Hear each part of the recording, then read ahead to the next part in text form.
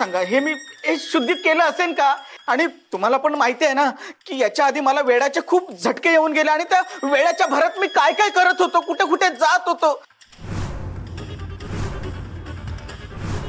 वहिनी बॉस, माझ्यावरती विश्वास ठेवा, मी दागिने नाही चोरलेत. हा, मला काय वाटतं, हा ती आदिशक्ती. हे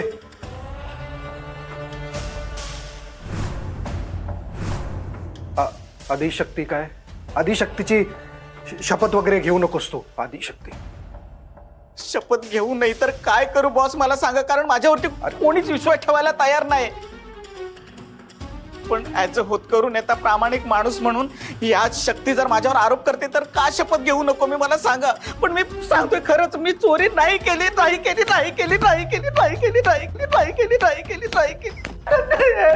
माझ्या बाबतीत तसं का घडतंय मलाच कळत नाहीये. मी एवढा प्रामाणिक माणूस, या प्रामाणिक माणसावर चोरीचा आरोप करताय तुम्ही. खरंच कोरोना, आज तू संपलास, खरंच संपलास, खरंच संपलास, खरंच संपलास, खरंच संपलास. हे बस. हे बघ, कोणाचा असो व नसो, माझा तुझ्यावर पूर्ण विश्वास आहे. शक्ती, कोरोनाने दागिने लपवले असतील पण तू शुद्धीत नसेल तेव्हा होऊ शकतं, असं मी बघितलंय.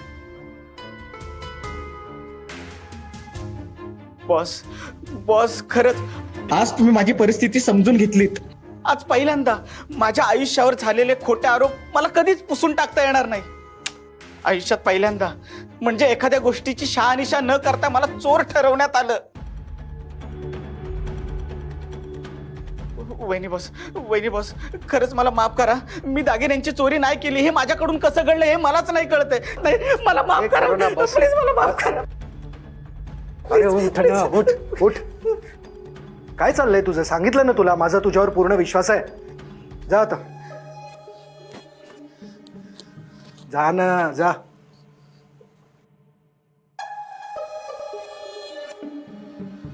ए वस्ताऱ्या, ते नीट बांधा, फजिती झाली ना पाहिजे. ते दोघांच्या अंगावर फुलं व्यवस्थित पडली पाहिजे, लक्षात ठेव. शानपणा करू नको, तुझं काम कर, मी बरोबर करतो. मोठा आला मला सांगणारा. हा चल, मला सांगते. झालं सगळं सेट. हो झालंय, तुम्ही सांगितलं तसंच केलं. एकदा बघून घ्या. 19-20चा फरक आहे, पण ठीक आहे. म्हणजे एवढ्या कमी वेळात तुम्ही थोडी इथे स्वर्ग तयार करणार होतात. हो ना. आई जगदंबे.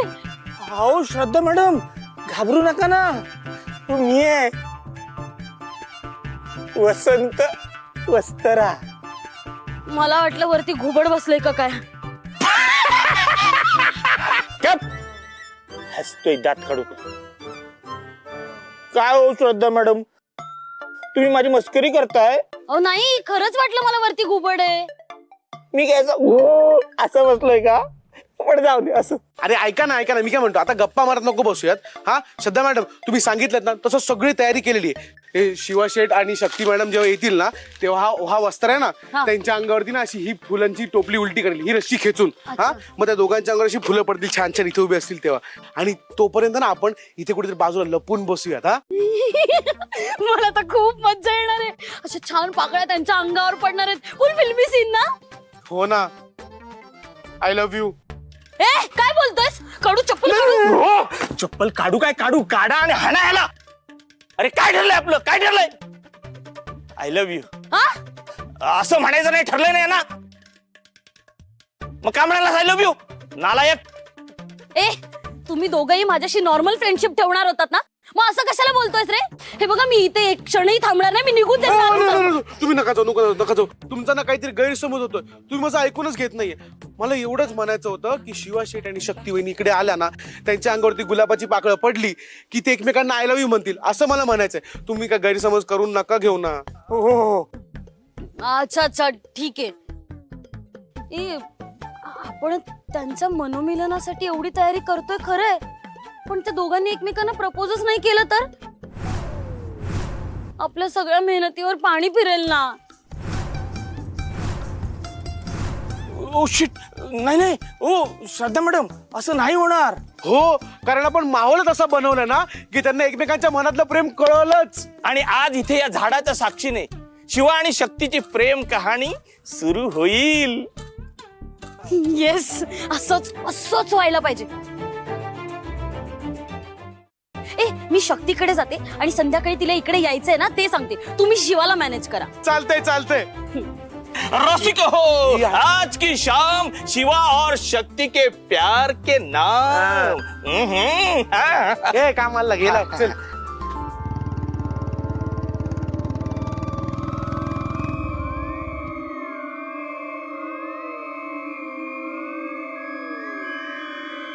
शक्ती, काय कसला विचार करते एवढा? कोरोना सरांचं. मला असं वाटतं ते खोटं बोलतायत. अगं, कशाला एवढा विचार करतेस त्यांचा? तुला माहितीये ना, कधी कधी ते खूप विचित्र वागतात, वेड्यासारखे वागतात. एकदा माहितीये ना, बाल्कनीत असे लटकले होते, मी जाऊन त्यांना वाचवलं होतं. आणि नंतर मग सैरभर भटकत होते काही दिवस. आणि आता पण ते सोनं लपवलं ते त्यांना आठवत नाही. याचा अर्थ डोकं ठिकाणावर नसताना त्यांनी ते लपवलं असणार. हे बघ, तू नको डोक्याला ताण घेऊस. तुमच्या सगळ्यांचा कोरोना सरांवर विश्वास बसला असेल, पण माझा बसला नाही. मला वाटतं ते प्रिन्स सरांना फसवतायत. मी स्वतः प्रत्यक्ष माझ्या डोळ्यांनी त्यांना ते सोनं जमिनीत पुरताना पाहिलंय. ते पुरत असताना मला माहिती नव्हतं की ते सोनं आहे. पण हे मी खात्रीने सांगते की त्यांची मनस्थिती तेव्हा अजिबात वाईट नव्हती. त्यांनी पूर्ण शुद्धीत ते काम केलंय. बर, तू म्हणतेस तसंच असेल, ठीक आहे. पण नको तिथे लक्ष घालूस ना आता.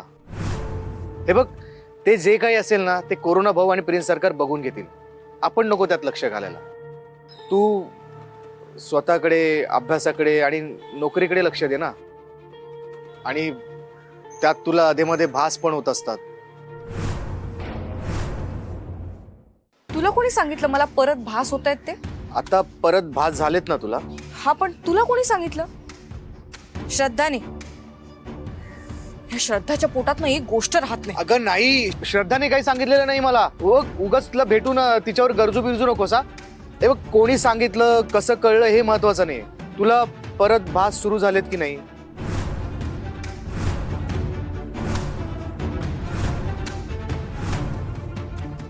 गप्प आहेस याचा अर्थ कन्फर्म तुला परत भास सुरू झालेत. मला सांगायचं नाहीये का? आता माझ्याकडे वेळ नाही या विषयावर बोलायला. आपण नंतर बोलूयात. हा, तू निघ.